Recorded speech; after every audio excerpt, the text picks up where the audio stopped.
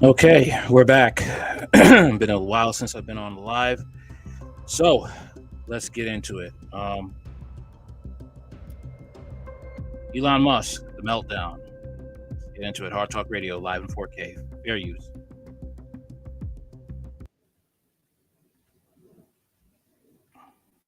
Just leaving. We talked to Bob Iger I hope today. they stop.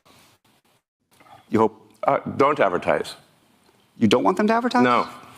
What do you mean?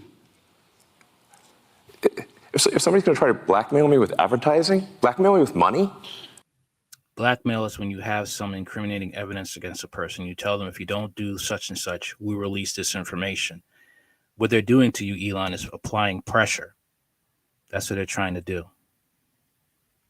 go fuck yourself. But Go fuck yourself. Is that clear? I hope it is.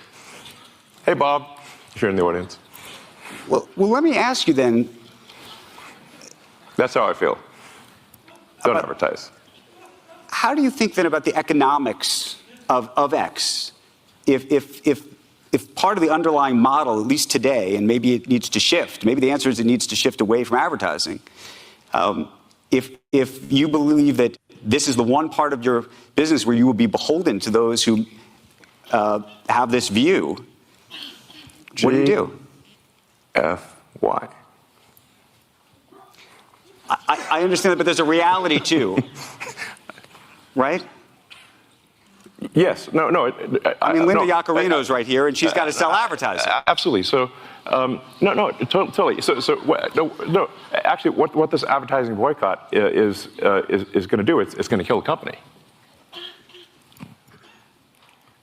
And do you think that the And the whole world will know that those advertisers killed the company, and we will document it in great detail.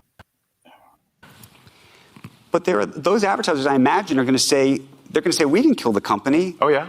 They're going to say Tell it to Earth. But they're going to say Elon, that you killed the company because you said these things, and that they were inappropriate things, and that they didn't feel comfortable on the platform, right? That's what they're going to say. And let's see how Earth responds to that. I don't think he's getting it. I don't think he's getting it. I think he's very frustrated over the fact that he had to bend the knee, that he had to do, a lot of apologizing.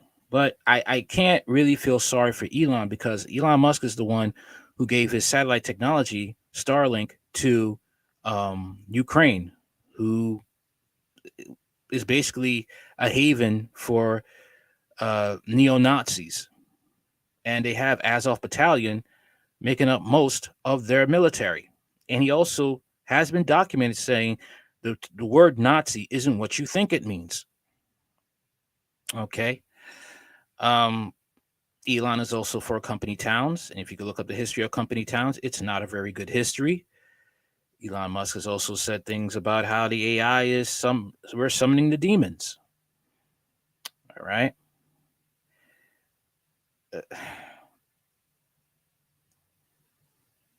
He has himself to blame. All right. You know how hot things are right now between Israel and Hamas, and you want to go and click like on a post that is pro, basically, white supremacy. And you forget that you run a business, and your business survives on relationships that are controlled by a certain demographic of people that has a lot of power in this country. Basically, also within the mainstream media and the entertainment industry. Let's keep going.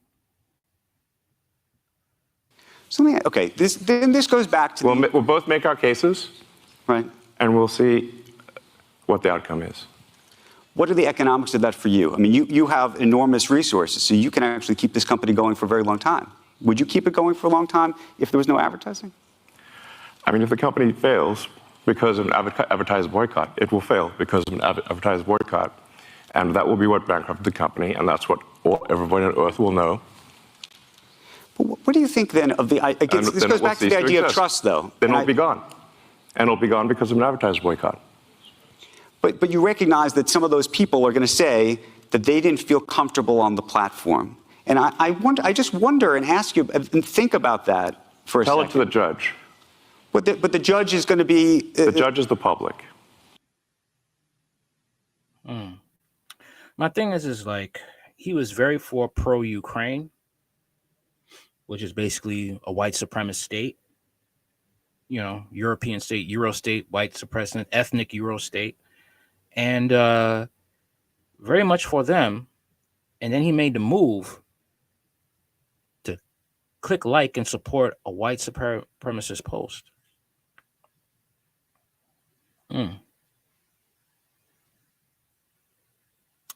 A lapse in judgment, perhaps? And you think that the public is going to say that Disney is making a mistake? Yes. And they're going to boycott Disney? They already are. Well, there are some that are for lots of different reasons. But you think that this is going to... that you have the... This goes to actually the interesting of power and leverage. Let the chips fall where they may. Let the chips fall where they may. Can I ask why that is the approach? And I ask it because you've been What's the other approach? Well, you've been very particular about the approach to Tesla. When you think about the engineering involved in that, the approach to SpaceX, the approach to some of the stuff you're doing with AI has been very specific, right? There's not a let the chips fall where they may approach to those businesses, I don't think. No, we focus on making the best products. And Tesla's gotten to where it's gotten with no advertising at all. I understand that. Tesla currently sells twice as much in terms of electric vehicles as the rest of electric car makers in the United States combined. Tesla has done more to help the environment than all other companies combined. It would be fair to say that, therefore, as a leader of the company, I've done more for the environment than everyone else, and any single human on Earth. How do you feel about that? How do I feel about that? Yeah, no, I'm asking you personally how you feel about that, because we're talking about power and influence. And Elon's business thrives on investors. It'd be very stressful to just fund that company by yourself. Ooh, I mean, he looks so out of place. He looks so lost. He looks so like cornered. It's hard to watch. It is hard to watch this. I'm saying what I care about is the reality of goodness, not the perception of it. And what I see all over the place is people who care about looking good while doing evil. Fuck them. Okay? Let me ask you this, because I think part of this, by the way, there's some people who said, look, owning X to begin with has just created problems, that you've created so many amazing things that are changing our world. And I know you want to make X this fabulous town square free speech platform, but that unto itself, that has created such a distraction of all of these things. This is the conversation we're having. We're not focused, or we're not talking at least yet, and we will. On Tesla, you have your Cybertruck deliveries tomorrow and everything else that you're doing. But yes, is there any... it will be the biggest product launch of anything by far on Earth this year. Is there any part of you, though, that just says, you know what? I just shouldn't have done this, or maybe I should sell it or give it away or do something else? Good grief, man. That's scary, man. I don't think Elon knows what he's done. I really don't think he knows what he's done. Oh boy. I don't think he knows. You went against a certain demographic. I said before, they control the mainstream media, Hollywood, entertainment industry, acting, sports. Okay. And most of that demographic that works in mainstream media is not going to side with Elon Musk. They know where their bread comes from.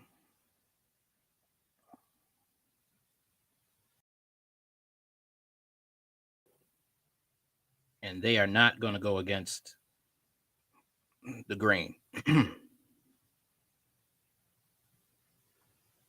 with the X piece of it. Yeah. Given the propensity for some of the things that you do and say on that platform to create these issues.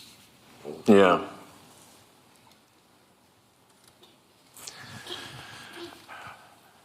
Of all the posts I've done on the platform, I think there might be 30,000 or something like that. Right. Once in a while, I'll say something foolish. And I have. And I would certainly put that comment, that you said the actual truth, among perhaps one of the most foolish, if not the most foolish thing I've ever done on the platform. And I did do my best to clarify afterwards that, I certainly do not mean anything anti-Semitic in that. The nature of the criticism was simply that the Jewish people have been persecuted for thousands of years. There is a natural affinity, therefore, for persecuted groups. This has led to the funding of organizations that essentially promote any persecuted group or any group with the perception of persecution. This includes radical Islamic groups. Everyone here has seen the massive demonstrations for Hamas in every major city in the West. That should be jarring. Well, a number of those organizations received funding from prominent people in the Jewish community. Right. They didn't expect that to happen.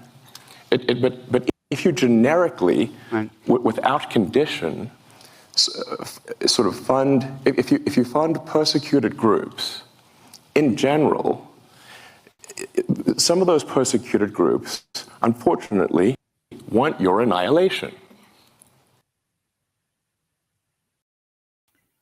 Yeah, but Elon, you funded a group that wanted the annihilation of Jewish people. You helped them with your satellite technology in war. Okay. Ukraine with its neo-Nazis. And anybody who has a brain knows Nazis don't like Jewish people. They do not like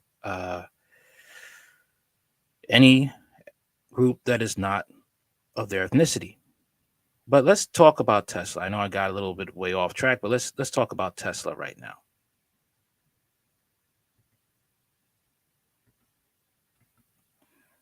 All right.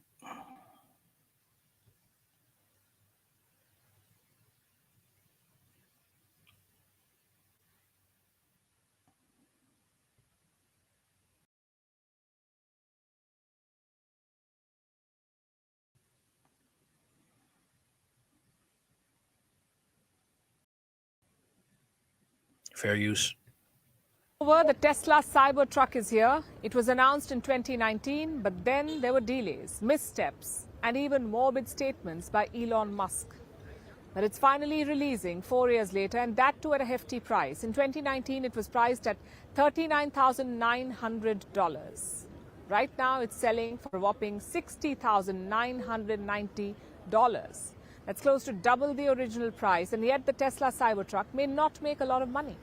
Elon Musk says it will take at least 18 months for the truck to be a significant cash flow contributor. Our next story tells you why. In 2019, Tesla's lead designer took to the stage. It was the unveil of the Cybertruck. He had a metal ball in his hand. He threw it at the truck. It was supposed to be a demonstration of the bulletproof glass. But the glass broke. And along with it, Musk's dreams also came shattering down. His beloved Cybertruck was now a meme. It's all people talked about. 4 years later, Franz von Holzhausen got a chance at redemption. Now, you may remember an incident 4 years ago. Didn't quite go as planned. And France, maybe we should try it again. This time, it did not look like a metal ball, more like a basketball. He threw it at the truck. The glass did not break, and that's all that mattered. Yeah, great. I mean, I think we could probably have a pro pitcher lob it at if it still work. So anyway, the glass is tough, basically. That's what we're saying. So you don't have to worry about like rocks hitting the glass and cracking the glass. This glass is basically rock-proof. The release of the Tesla Cybertruck comes years after it was planned. Welcome. Elon Musk first announced it in 2019, and it caused quite a stir. The prototype evoked the world of Blade Runner or Mad Max. It generated curiosity and buzz. Even if it wasn't universally loved, it has since been Musk's passion project. And the billionaire loves to boast about it. He says it's stronger than bullets and faster than a Porsche. I should say tougher than bullets. Tow pretty much anything. Faster than a 911 while towing a 911. So, and deliveries begin now. Thank you. Musk is giddy at the prospects, but not everyone is excited. And that's because of the price point. The electric truck starts selling at $60,990. And this isn't even the original price. The original price was $39,900. Which means the selling price will be almost double. So will the Cybertruck be a money spinner for Elon Musk? The answer is no. So you have all these problems going on, and you decide to tell your backers to buzz off. Is that a smart move? That's what I want to know. All right. And people are cheering Elon Musk and saying, yeah, Elon Musk is doing the thing, man. He's going to be a hero. No, because if he keeps on this route, you won't have Twitter. Okay? And relationships are the lifeblood of any business, any thriving, profitable, successful business. Okay?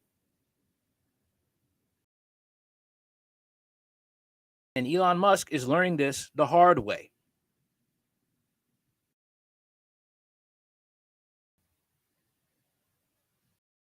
He's basically bent the knee. He is basically has to think quick. What is he going to do?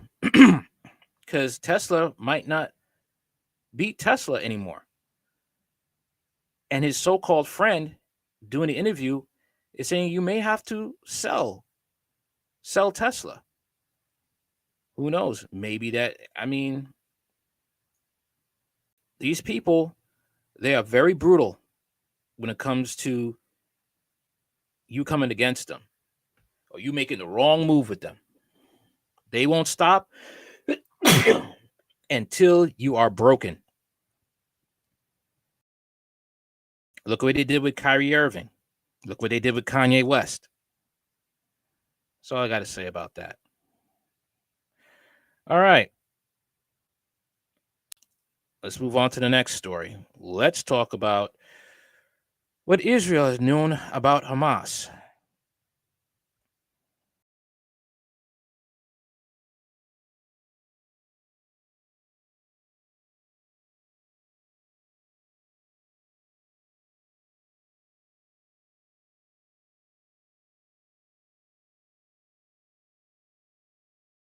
We learned that Israel, in fact, knew about. Fair use, by the way. We learned that Israel, in fact, knew about Hamas's plan to attack for over a year before it happened. They knew the extent, they knew the scope, they knew the scale, they knew the strategy, they knew the tactics, and they knew the targets, but still decided to turn a blind eye. This is according to the New York Times. The Israeli government intercepted a 40-page document, in fact, that they codenamed Jericho Wall. Jericho Wall outlined point by point exactly the kind of devastating invasion that led to the deaths of about 1,200 people. Israeli officials privately concede that had the military taken these warnings seriously and redirected significant reinforcements to the south where Hamas attacked, Israel could have blunted the attacks or possibly even prevented them. Earlier this year, in July, just 3 months before the attacks, a veteran analyst with Unit 8200, which is Israel's signal intelligence agency, warned that Hamas had conducted an intense day-long training exercise that appeared similar to what was outlined in the blueprint. Israeli security officials have already acknowledged that they failed to protect the country, and the government is expected to assemble a commission to study the events leading up to the attacks. Remember, in 1973, Golda Meir was ousted from her position as prime minister because she failed to intercept and prevent the preemptive strike from Egypt and Syria against Israel. And this is why you have many people protesting now to want Benjamin Netanyahu out of office.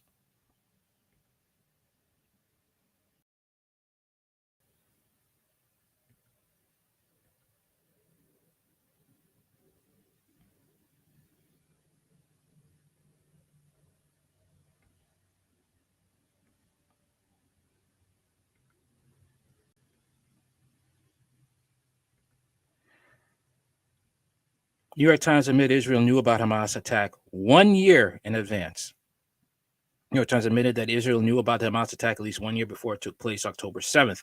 According to shocking new report, Israeli intelligence ignored substantial evidence that was handed to them about the impending attack. The plan reportedly shows that Hamas plotted the attack and acted on their blueprint with zero resistance from the Israeli government. The approximately 40-page document, which Israel authorities codenamed Jericho Wall, outlined point by point exactly the kind of devastating invasion that led to deaths of about 1,200 people.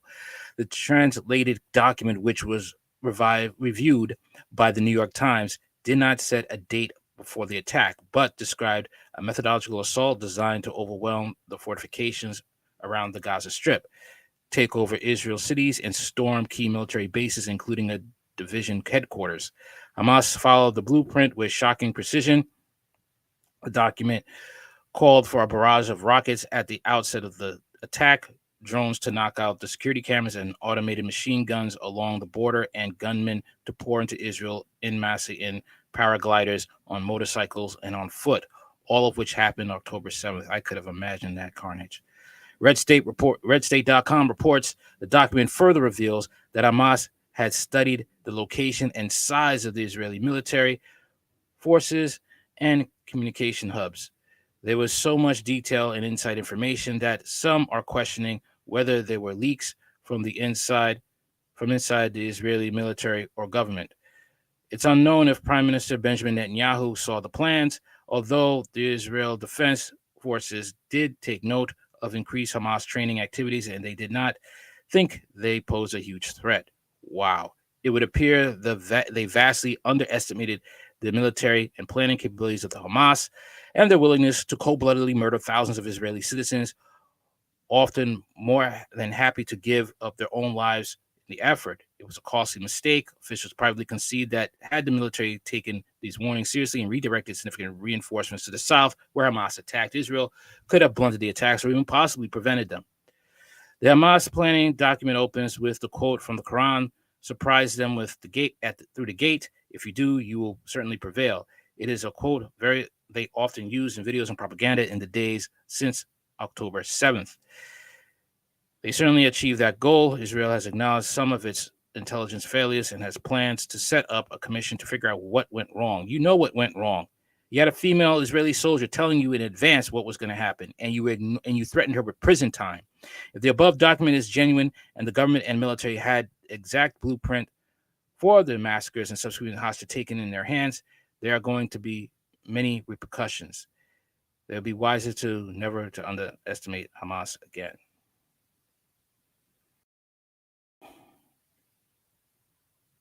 I mean, yeah, it's just a sad thing all around. Increasingly sad. All right. And it's just I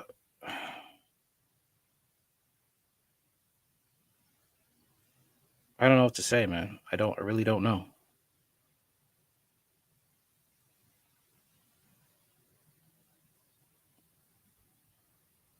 Really don't know. But let's get into the Zelensky issue. All right. What do you mean? What are you talking about? Let's just say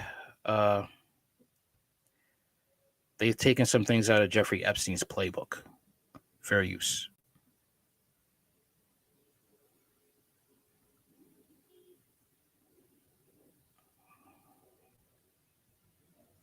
Second. All right. Zelensky insider has blown the whistle on an elite paedophile ring operating in the heart of the New World Order-sponsored Ukrainian government. According to the whistleblower, the wife of Ukrainian President Volodymyr Zelensky is operating a child sex trafficking network in which displaced Ukrainian children are offered to VIP paedophiles around the world. In a report published by the Intel Drop, a former employee of Elena Zelenska's nonprofit provided foundation documents, along with his personal work ID card, to add credibility to his allegations. He's now calling on authorities in the US, France, Germany, and the UK to conduct a large-scale investigation into the activities of the foundation. But rather than investigating the claims, the authorities and mainstream media are working overtime to cover up the crimes he has exposed.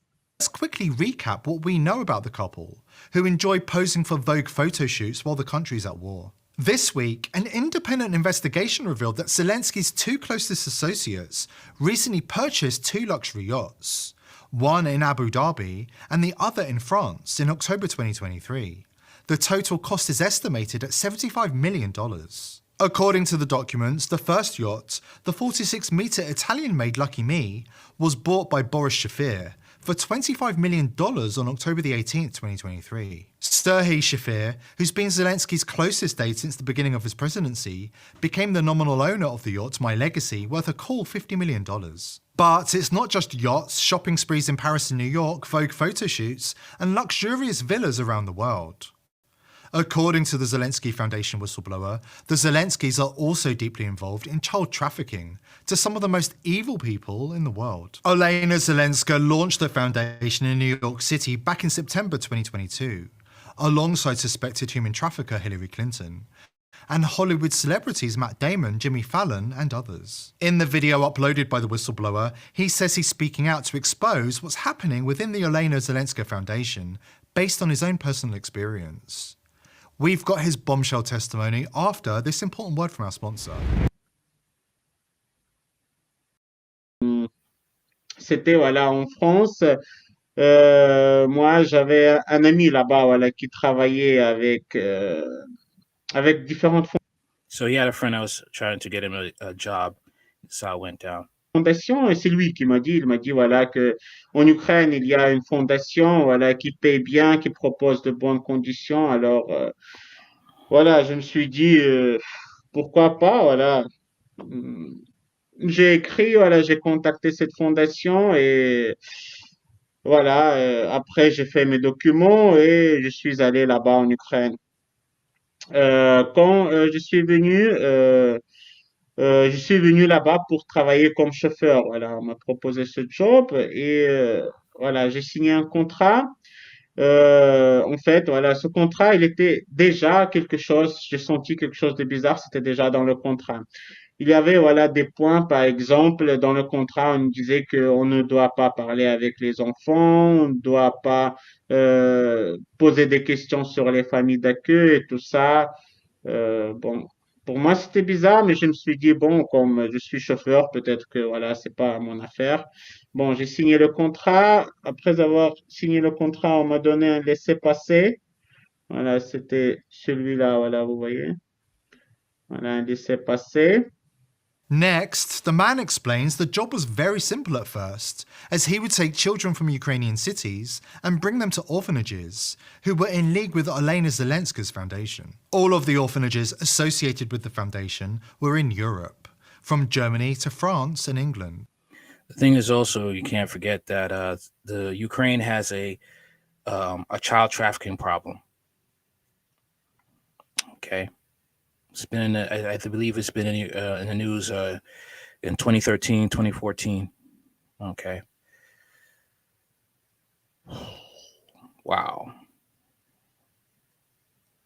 Ukraine is one of also the corrupt nations in the world, one of the most corrupt nations in the world. Some of the host families reportedly live in really fancy neighborhoods in Berlin, London, and France. This is where the man's story becomes very dark. À propos de cette avenue, voilà, ce qui s'est passé, venu dans cette avenue Foch et je suis venu avec un enfant. Ici, j'ai des documents là, que je vais vous envoyer après sur email. Voilà, j'étais avec cet enfant. Voilà, lui, c'était Dmitro. Je l'ai amené vers la famille avec eux qui se trouve sur l'avenue Foch. Un monsieur qui sort, lui, il était vraiment déjà un monsieur âgé et il est sorti à moitié nu et vraiment déjà surpris ce qui se passe.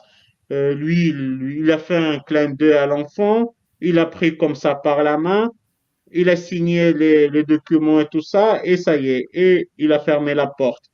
Là, je me suis dit que il fallait déjà vraiment, voilà, à ce moment-là, il fallait déjà prendre conscience que quelque chose va mal. Mais bon, je me suis dit que bon, ça arrive, qui sait. A few days after dropping Dmitro off with the half-naked man, the whistleblower took another child, Vladimir, from an orphanage to a host family. The man says he had brought Vladimir to another host family just weeks before, and that he tried asking the boy why he was already going to a new home. Qu'est-ce qu'il fait là-bas? Qu'est-ce qu'il fout dans l'orphelinat si il devait déjà être dans sa famille? Alors, bon, je lui posais la question. Voilà, j'ai essayé de communiquer avec lui en anglais. Je lui ai dit ce qui se passe. Lui, il m'a dit que lui, en fait, ça y est, vraiment, il a commencé à pleurer. Voilà, moi, j'étais choqué de ce qui se passe. Je lui ai dit que je dois t'emmener vers la famille. Il a commencé à pleurer. J'ai compris que lui, il veut pas y aller. Voilà. Et nous, déjà, à ce moment-là, on était en voiture. Je savais pas quoi faire. Est-ce que je dois l'emmener vers la famille ou bien on doit revenir à l'orphelinat? Pourquoi il ne veut pas y aller? Voilà, j'ai rien compris ce qui se passe avec lui. Et puis après aussi, il a commencé à faire, vous savez, des gestes comme quoi, voilà, euh, comme j'ai compris sur ce geste, comme quoi, voilà, il fait des gestes et il me montre que on l'a touché dans des endroits intimes. Oh, j'ai compris, voilà, que non, vraiment, c'est affreux, voilà, là, à ce moment-là, j'ai compris tout ce qui se passe. C'était vraiment, c'est assez affreux ce qui s'est passé avec lui. Je me suis dit, bon, calme-toi. Take a look at this photo of Dmitro, Vladimir, and other Elena Zelenska Foundation children in this image provided by the whistleblower. He then says that he began looking through documents to understand what was going on and to find information about the home where the child was allegedly molested. J'ai commencé à chercher les documents et à chercher aussi la famille qu'il avait accueillie avant. Et là, je trouve un nom, voilà, que c'était un certain monsieur qui s'appelait Bernard-Henri Lévy. Je ne connaissais rien sur ce monsieur, alors j'ai tapé sur Internet, voilà, pour voir qui c'est, voilà, de savoir sur s'il a un Facebook ou bien quelque chose comme ça. Et après, voilà, j'ai trouvé des informations sur lui. Et dans ces informations, j'ai compris que lui, il est dans tout cet entourage des pédophiles, qu'il tient en contact avec eux. Voilà, j'ai compris tout le schéma, voilà, qu'ils font là-bas dans cette fondation. Vraiment, ce qui se passe là-bas, c'est horrible, voilà. Je me suis viré tout de suite, car là, dans le trafic sexuel d'enfants, là, non, merci, je ne vais pas participer.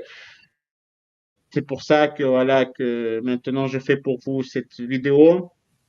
It turns out Bernard Henri Lévy is a French filmmaker and writer who donated his work royalties to the Zelensky Foundation. According to the New Yorker, Levy has sparked controversy for a number of his stances, including his criticism of the rape cases against the film director Roman Polanski, who pleaded guilty to statutory rape in 1978 and fled to France to avoid imprisonment, and Dominique Strauss-Kahn, the former managing director of the International Monetary Fund. Strauss-Kahn, a friend of Levy's, has been repeatedly accused of sexual misconduct. The truth is much darker than the New Yorker is allowed to publish. Last September, President Zelensky asked controversial artist Marina Abramović. This is the same Marina Abramović who did a music video with Jay-Z. Just remember that. Okay? This goes deep. All right? All those conspiracy theories, they're conspiracy facts when it comes to this situation going on right here. All right? And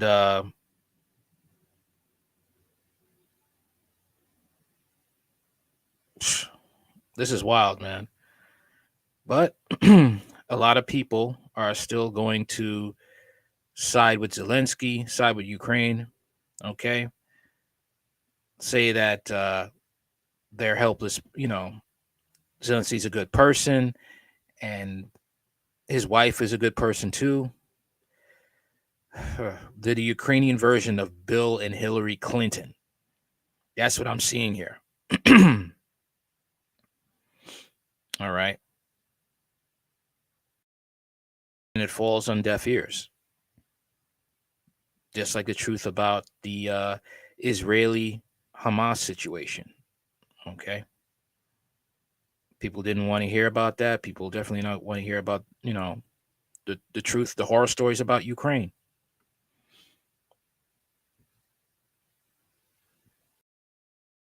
And that's basically what it's about. Okay. Now we have another one about Pizzagate.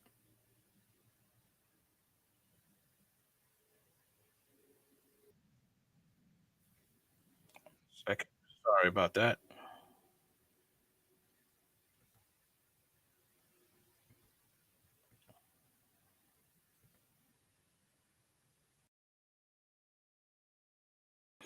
And this one is about a Vice journalist, Vice, the company that, is pretty much for pedophiles, they support pedophilia.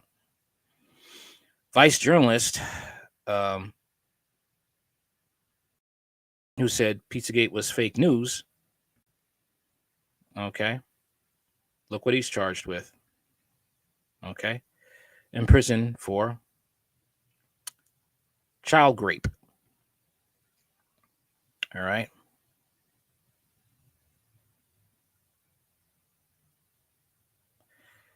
All right, let's just get into the video. Make this quick.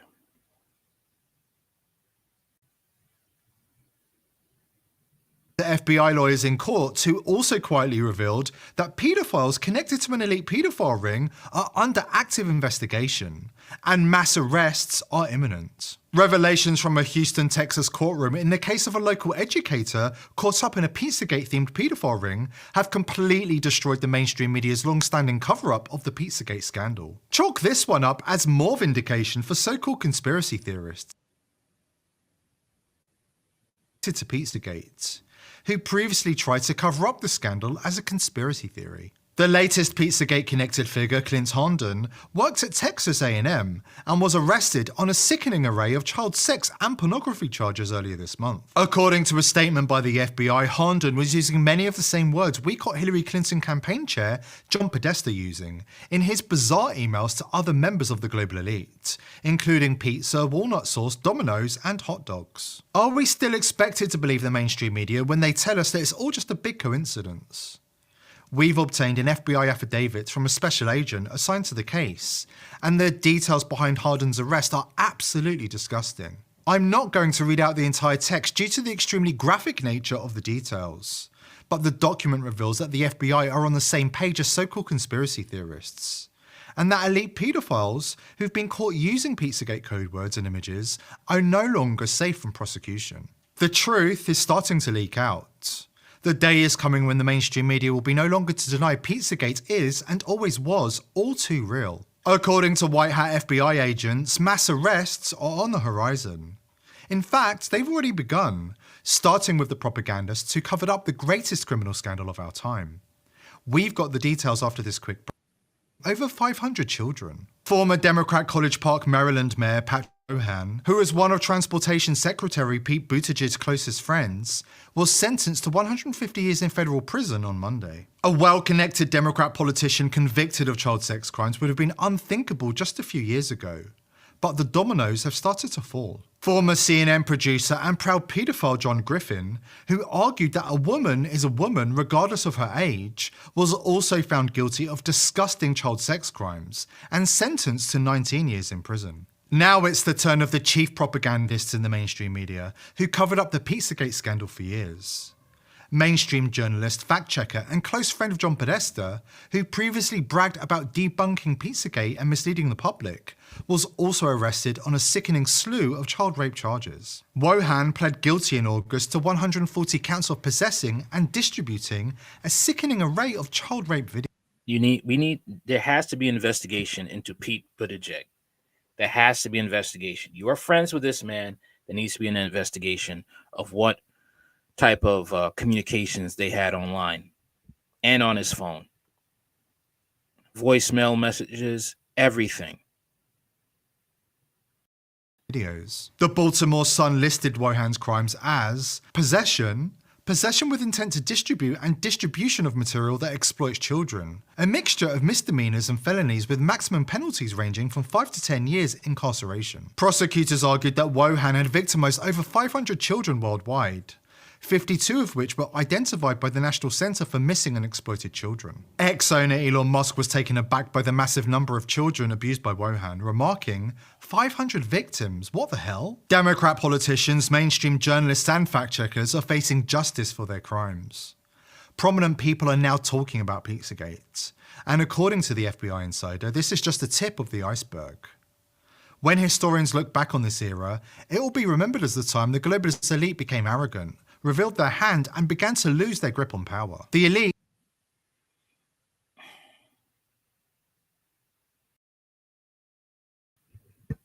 been saying this for years.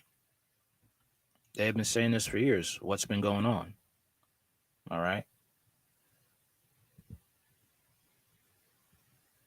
People have to protect their kids.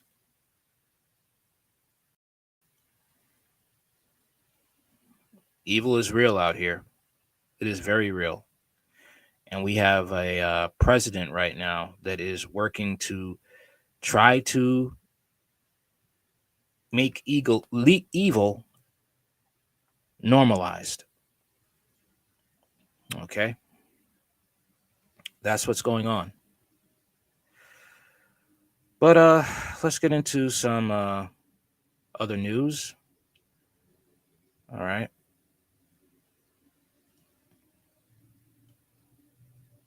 Okay. 1 minute.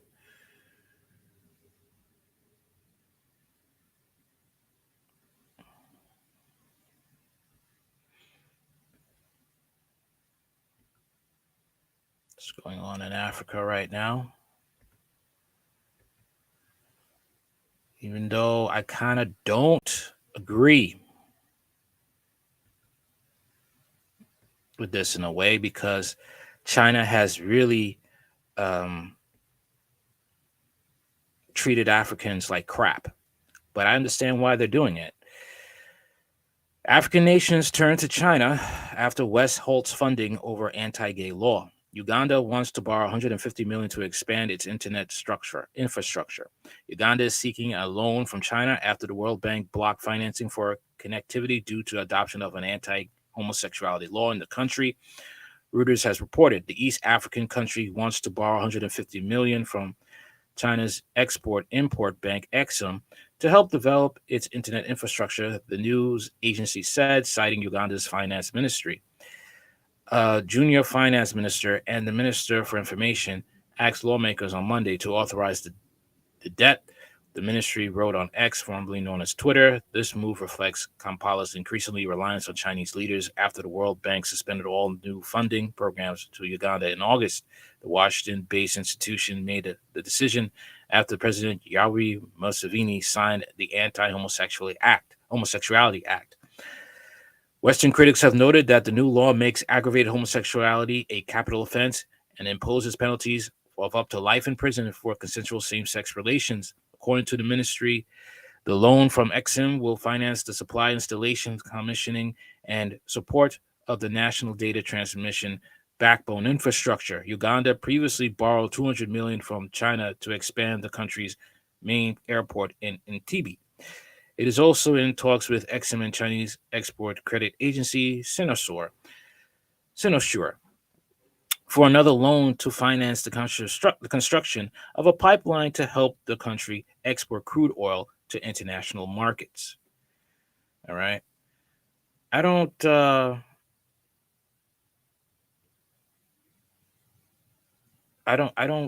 a I understand the issue. Okay. I understand the issue why. All right. Africa, Uganda, particularly, are trying to protect their children. Okay. Unlike in the Western countries where children are offered up on the altar of a pervert's sexual desires. Okay. They have every right to protect their kids and to protect them from predators within their country. All right. People say, "Oh, it's harsh. It's harsh." No, it's not harsh because they understand what's going on. All right. And I definitely back Russia. Russia banned adoption to pro-transformer countries. A top MP behind the initiative says its goal is to make sure children are raised in normal families. Russian lawmakers have prepared a bill that would ban the adoption of children by citizens of countries where sex change is allowed, a top MP has said. The measure is justified because there's no way to guarantee that a foster child won't end up in a gay family if one of the parents decides to transition to another sex. Vasil Peskarev, the head of the Russian State Duma's Committee on Security and Countering Corruption, said on Monday, adoption by same-sex couples have been outlawed in the country since 2013. The new bill proposed to prohibit the adoption of a child by foreign citizens in case their state allows gender reassignment, both by producing the appropriate identification papers or by using medical and other kinds of interventions, he explained. Peskarev stressed that the draft law basically aims to ban adoption by those from NATO members states, as most countries that allow same-sex marriage are NATO countries. Russian lawmakers must make sure that a foster child grows up and develops in a normal family where there's a biological father and a mother, the MP who represents the ruling United Russia Party said. In July, Russian President Vladimir Putin signed a law banning sex change interventions. The administration of drugs and surgeries associated with gender reassignment therapy is now only permitted in Russia in case that require treatment of reproductive organ deformities in children. Decisions on those procedures are made by clinics that have special license from the Russian Health Ministry, according to the legislation. State Duma Speaker Vashev, I can't pronounce this name, defended the ban on sex changes, saying that it was introduced to protect the country from what he called the Western transgender industry. Woludin mentioned the example of the U.S., where he said the number of gender reassignment surgeries has grown by 50 times over the past decade. This is the path leading to the degradation of a nation, the speaker insisted. According to data from the Russian Health Ministry, more than 2,000 people legally changed their sex in the country between 2018 and 2022, when the practice was still legal.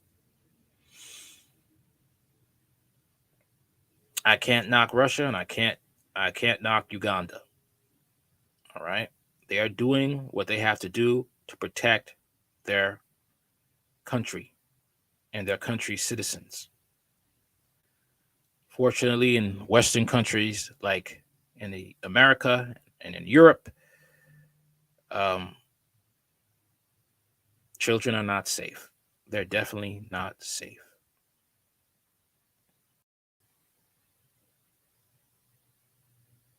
All right. But let's talk about how Asians are now facing the backlash because they chose to listen to the lies of white supremacy when it came to affirmative action. Let's get into that.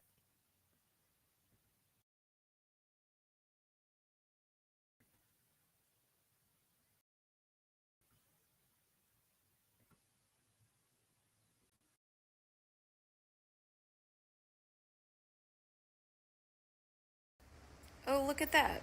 Asian Americans signing on to be used as tools of white supremacy to dismantle affirmative action did nothing to address the discrimination faced by Asian Americans in college admissions. Because dismantling affirmative action didn't address the fact that selective colleges admit Asian American applicants at a rate 28% less than similarly qualified white applicants. It's almost like the discrimination faced by Asian Americans in college admissions never had anything to do with black students or affirmative action, and had everything to do with legacy admissions and the choices that colleges make to discriminate against Asian Americans in order to give preferential treatment to lesser qualified white students. If only black people had tried to warn us. Oh wait, they did. Boom! Right there. Right there. But you looked at us as that we were dirt. We don't know anything. That model minority stuff. Same thing with the Indians. Now, they're Asian too. They fall under the Asian umbrella. They thought they were better than blacks. But look what happened to you. Now you're crying, you're booing, you're hollering because the white people, the white supremacy revealed their true colors. They don't like you either. And you're the ones being fetishized on the job. You're the ones that you train your less qualified white counterparts, and they get the positions in the company. They get to practically own the company one day, and you are still just the worker bee. Let's look into another one. Can't make this up, man. Cannot make this up. Another one.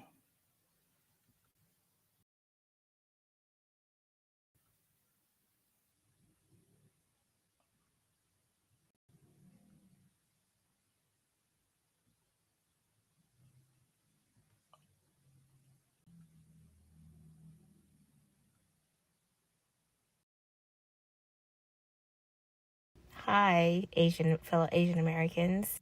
Are you happy that you struck down affirmative action, which you thought was the reason why your kids or you yourself aren't getting into those top schools in America?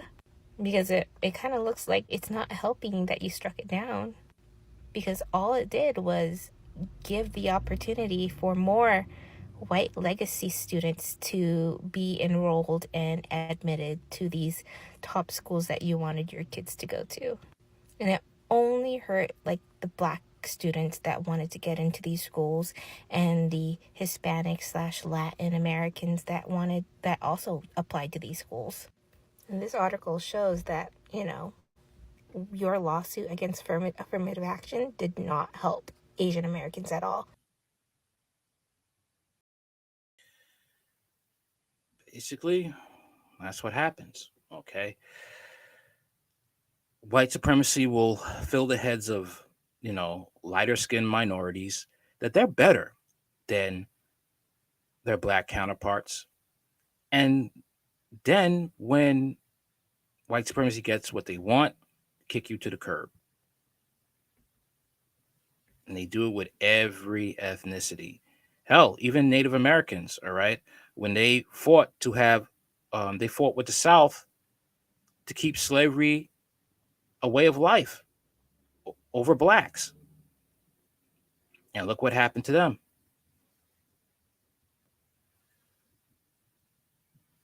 But hey, that's what they do, man. They fill your head up with that nonsense that you're better than another minority.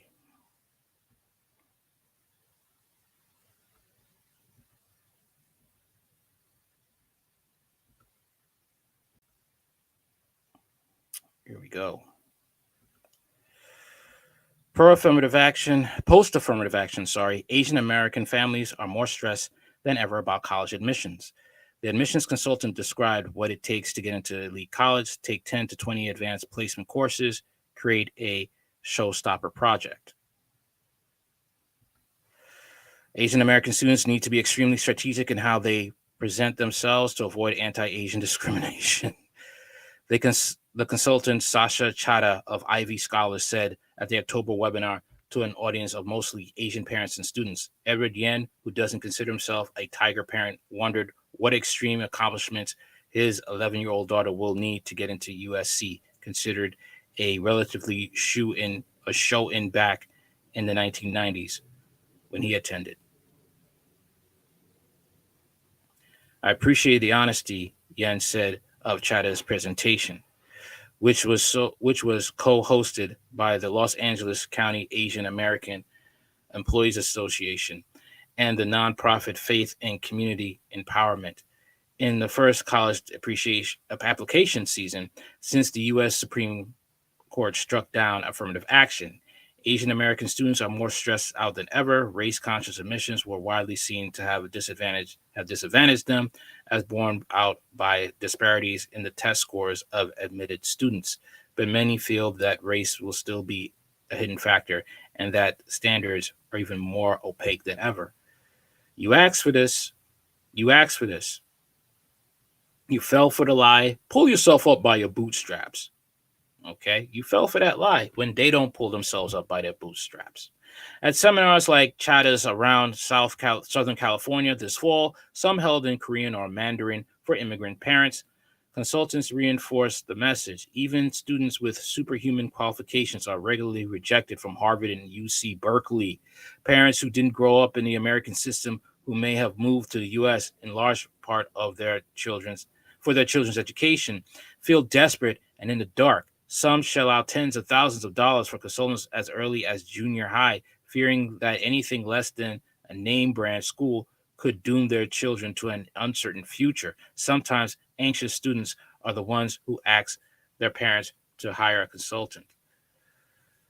Some consultants say they try to push schools that fit the students best, not necessarily the top-ranked ones. Even as skeptics wonder whether they are scaremongering in an attempt to drum up business. But especially for parents from countries like South Korea, China, and India, where a single exam determines a student's college choices, the lack of objective standards can be overwhelming.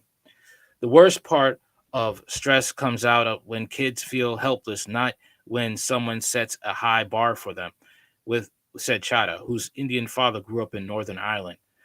Yen pointed out that going to a top college is no guarantee for career success, with Asian Americans overrepresenting at many campuses, yet underrepresented in leadership positions in government and other workplaces. What did I tell you about that? What did I say?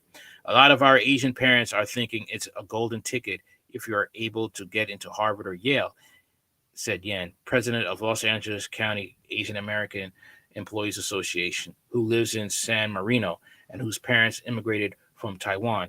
I just want my daughter to be healthy, safe, and I want her to be successful in life.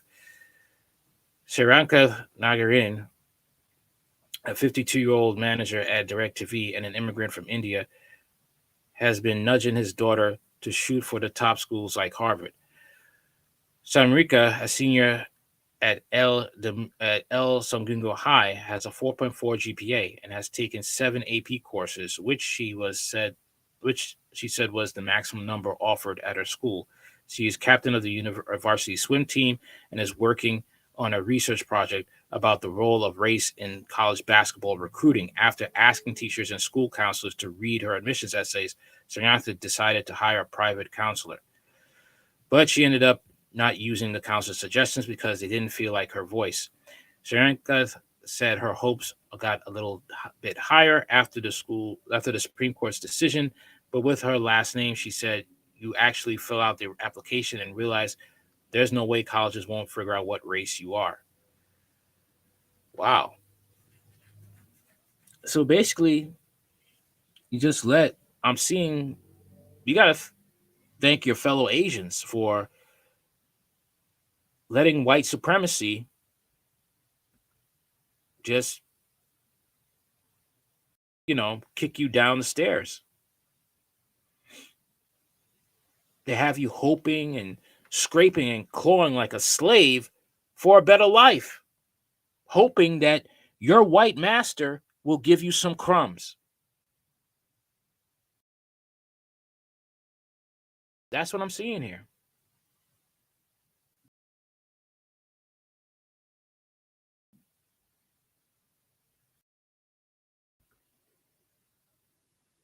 This is sad, man.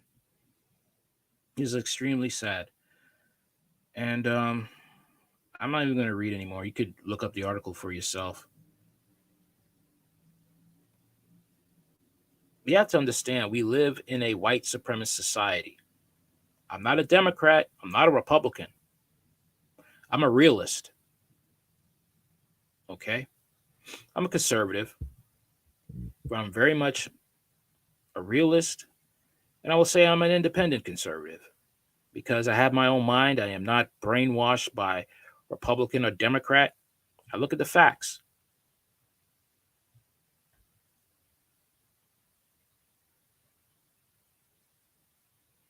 It's going to get to a point where you're really going to see the hierarchy when it comes to ethnicity in this country.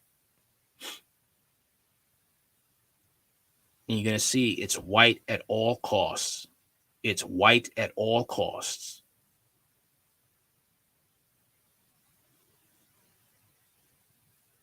And that ethnic groups have to come together to understand when there is something for you like affirmative action, you make sure all of you benefit. Because an attack on one ethnic group is an attack on all ethnic groups. But unfortunately, we will not have that type of mindset. All right, that's all I got for now. Anything you want to know about this channel is in the description box. Like, share, comment, and subscribe. Later.